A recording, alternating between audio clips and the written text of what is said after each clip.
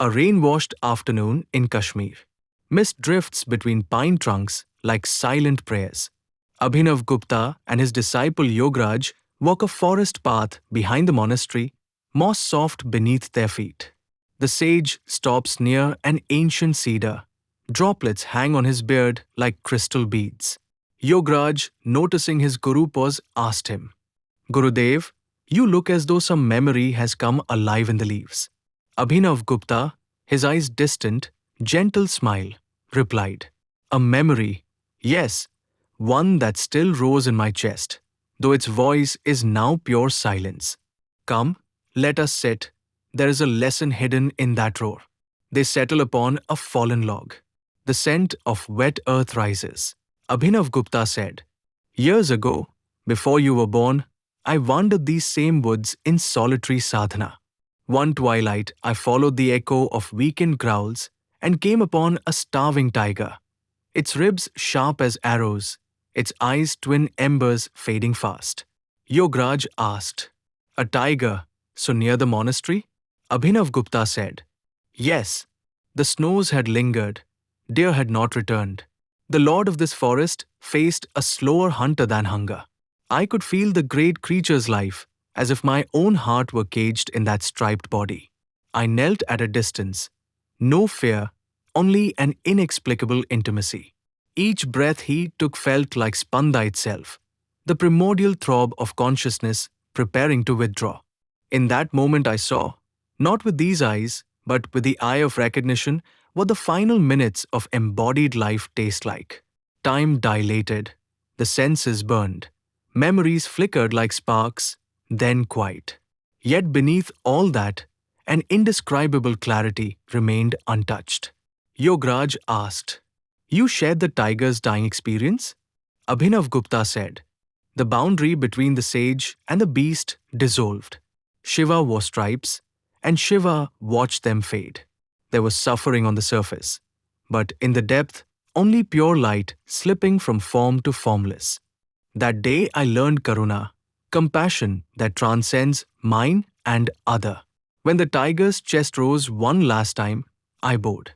His body fell, yet I felt no death, only a wave returning to the ocean. Yogaraj asked, So death is but form returning? Abhinavagupta replied, Exactly. The tiger taught me Marnavan more vividly than any charnel ground meditation. He was a living scripture. Yogaraj asked, Gurudev, what does the last breath feel like? Abhinavagupta closed his eyes and said, First, the senses narrow to a single point, like a lamp's wick in wind. Second, the egonaut loosens.